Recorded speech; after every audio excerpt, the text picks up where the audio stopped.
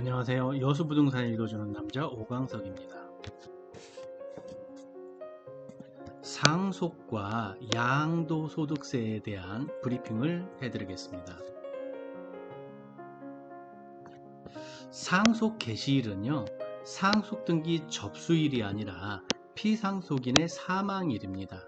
우리가 부동산 등기를 할 때는 등기 접수일을 기준으로 하는데 상속 개시일은 사망일이다 라고 보시면 됩니다. 상속세 신고 기한은요, 피상속인의 사망일로부터 6개월 이내에 해당됩니다. 상속 순위를 보면은요, 1순위는 피상속인의 직계 비속 및 법률상 배우자입니다. 실효혼을 실질적인 혼인관계에 있다고 해서 그런 배우자는 상속순위에선 제외되는 것이고요. 이 1순위 피상속인의 직계 비속과 법률상 배우자는 무조건적인 상속순위이다 라고 보시면 되고요. 2순위부터 3순위, 4순위는 1순위가 없을 때 2순위가 되고요. 2순위, 1순위, 2순위가 없을 때 3순위로 차례가 들어가는 거고 1, 2, 3순위가 없을 때 4순위로 차례가 들어가는 겁니다. 그래서 2순위는 피상속인의 직계 존속 및 법률상 배우자가 되고요. 3순위는 피상속인의 형제 자매, 4순위는 피상속인의 사촌 이내의 방족 혈계, 삼촌, 고모, 이모 같은 순으로 들어갑니다. 그래서 2순위부터는 상위 순위의 상속인이 없을 때만 해당되는 사항입니다. 상속공제는 기초공제 2억이 있고 인적공제, 일괄공제, 배우자공제, 금융재산공제, 동거주택공제, 재산손실공제 같은 것이 있는데요. 기초공제는 2억 원이고 인적공제는 자녀는 1인당 5천만원, 미성년자는 1천만 원에 19세까지의 자녀 연수를 곱하는 것이고 그 연로자공제 65세 이상은 1인당 5천만 원, 장애인공제라고도 따로 있기도 합니다. 그리고 일괄공제, 기초공제 및 인적공제의 합과 일반적인 일괄공제 중 큰 금액이 선택 가능한데 일반적으로 5억 원이라고 보시면 됩니다. 배우자공제는 배우자 상속액이 5억 원 미만이면은 5억 원으로 하고요. 그 이상이면 실제 상속액으로 해서 30억 한도로 합니다. 그리고 여기서 특이할 만한 점은 금융재산 2천만 원 이하는 전액을 공제해 주고요. 2천만 원에서 1억 원 이하에는 금융재산은 2천만 원까지만 공제를 합니다. 그리고 1억 원 초과 10억 이하는 20%만 금융공제를 하고 10억이 초과할 때는 2억 원까지만 공제를 해준다는 사실 염두에 두시면 될 것 같습니다. 상속세율은요, 공제금액을 초과하는 금액 중에서 1억 원 이하는 10%, 5억 이하는 20%, 10억 이하는 30%, 30억 이하 40, 그리고 30억 초과는 50%, 10%에서 50%까지 차등해서 나눈다라고 보시면 됩니다. 차등 과세한다라고 보시면 됩니다. 농지를 상속받는 경우를 살펴볼 텐데요. 농지를 상속받는 경우에는 상속 개시일로부터 3년 이내에 그 농지를 매매할 경우에 상속인이 경작하지 않았어도 피상속인, 즉 망자가 감면 조건에 해당했으면 감면 가능합니다. 그리고 상속인이 경작하는 경우에 피상속인 망자의 경작기간을 합산할 수도 있습니다. 상속 개시일로부터 3년을 초과해서 매매할 경우에는 상속인이 1년 이상 재촌 작용을 해야 되고요. 연소득 3,700만 원 이상 포함해야 됩니다. 이 요건을 갖춘 경우에만 망자의 피상속자의 경작기간을 합산 가능하다라고 보시면 되고요. 여기서 주의할 점은 증여받은 농지의 경우에는 증여자의 경작기간을 합산하지는 않습니다. 됩니다. 요점 주의하셔야 됩니다. 상속과 증여는 다르다라고 보시고요. 상속일로부터 5년 이내에 매매할 경우에는 무조건 사업용 토지로 봐서 중과세율을 부과하지는 않는다. 사업용 토지가 아닌 비사업용 토지에는 10% 중과를 하는데 상속일로부터 5년 이내 매매할 경우에는 10% 중과 대상은 아니다 라고 보시면 됩니다. 다만 주거, 상업, 공업지역 밖에 소재하고 상속일로부터 양도일까지 농지로 사용하고 있어야 한다라는 단서조항은 있습니다. 농지 상속과 양도소득세를 좀 더 구체적으로 살펴보면요. 만약에 상속 개시일이 23년 5월 15일에 사망을 했다. 이때 기준시가를 보니까 2억 원이었다 라고 했을 때 자녀가 상속세 신고기한 6개월 이내에 매매를 할 경우에 그 매매 금액이 5억이었을 때와 6개월 지나서 자녀가 5억에 똑같이 매매를 했을 때 상속 신고기한 6개월 이전에 매매했을 때와 이후에 매매했을 때를 따져보면요. 상속일로부터 6개월 이내에 매매할 경우에는 매매 계약만 체결하면 되고 잔금 이전 등기 기준은 아닙니다. 6개월 이내에 매매 계약서만 체결하면 된다. 이럴 경우에 양도액은요 5억으로 보고 상속 취득가도 5억으로 봐서 양도 차익은 없는 걸로 봅니다. 그래서 상속재산 5억 원 계상하여 상속세는 없다라고 볼 수 있고요.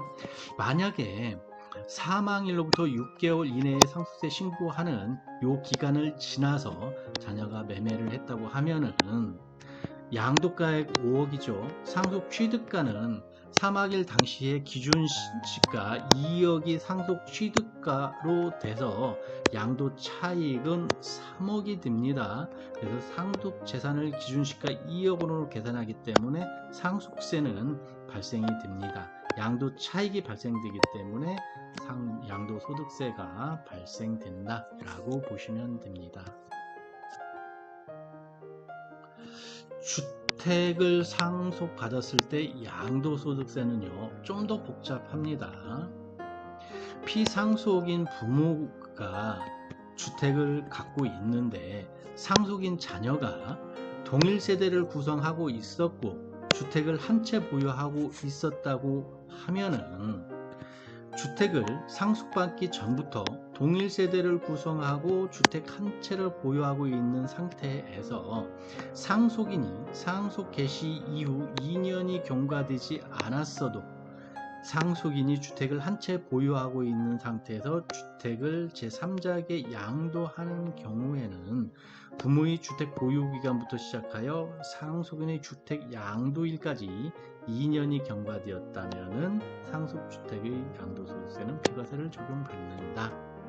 부모가 주택을 보유하고 있었고 자녀가 동일 세대를 구성하고 그 주택도 한 채를 보유하고 있었다고 하면은 이 부모의 주택 보유일로부터 2년이 보유되면은 요때 상속일로부터 2년이 채 안 됐다 하더라도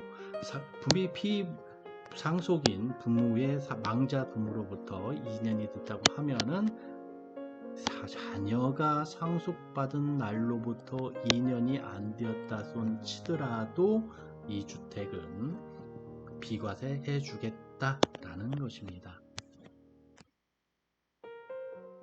상속주택 양도소득세 비과세의 또 다른 케이스인데요.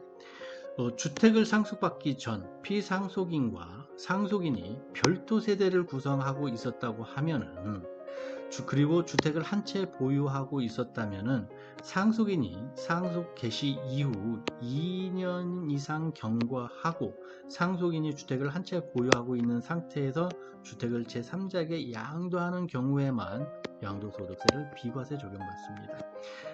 피상속인 부모 망자죠. 망자가 주택을 보유하고 있는데 자녀와 별도 세대를 구성하고 있었다. 주택은 한 채 보유하고 있다 라고 한다고 하면은 상속인 자녀가 상속받은 날로부터 시작해서 2년을 보유해야만, 그리고 주택 한 채 보유해야만 그때 제3자한테 양도할 경우에 이 주택을 비과세해 주겠다. 주택 한 채 보유하고 상속일로부터 2년이 지나야만 비과세해 준다 라는 사항입니다. 주택을 상속받은 경우에 상속일로부터 5년 이내에 매매할 경우가 생깁니다. 2년은 지나고 5년 이내에 매매할 경우에는 상속주택은 1세대 2주택, 1세대 3주택 같은 중과세 대상에서 제외는 시켜줍니다. 중과세 대상은 아니다. 조정 대상 지역이라도 일반 세율을 적용하고요. 장기 보유 특별공제도 적용 가능합니다. 그리고 부의 사망으로 모 어머니와 자녀가 지분 상속을 하였더라도 중과세 대상에서 제외시켜 줍니다. 다만 주택을 2채 이상 상속받았다면 얘기는 다른데요.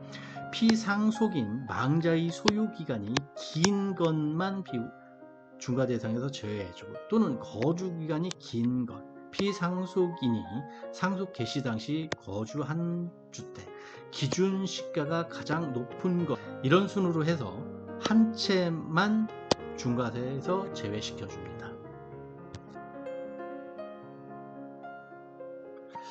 상속세 또는 양도소득세를 꼭 신고해야 하는가 라는 질문을 많이들 하시는데요. 상속세는 물론이고 양도소득세도 본인이 판단해서는 절대로 안 됩니다. 자산이 얼마 안 돼서 세금이 안 나올 거라고 판단해서 세금 자진신고를 누락했다가 차후에 과징금까지 추징당하는 사례는 얼마든지 발생하고 있습니다. 반드시 꼭 필히 세무사와 상담을 한 후에 세금 신고하시기를 적극 권장드립니다.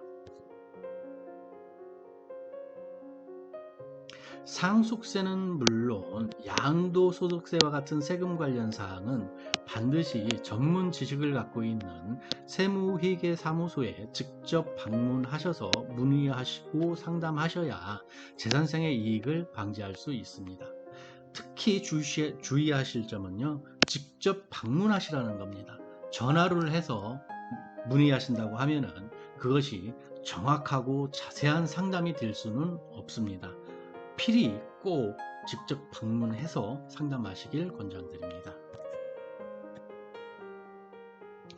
이번 양도소득세에 대한 브리프는 여수시청 건너편 LG전자 건물 4층에 위치한 박순서 세무회계사 사무소 모상원 전무님께서 감수 교정해 주셨습니다.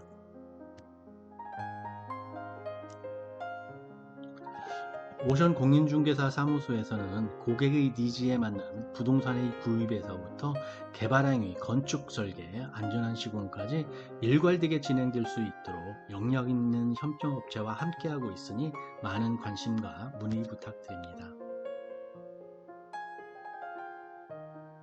부동산 투자 상담은 유료이고요. 예약 제로만 진행합니다.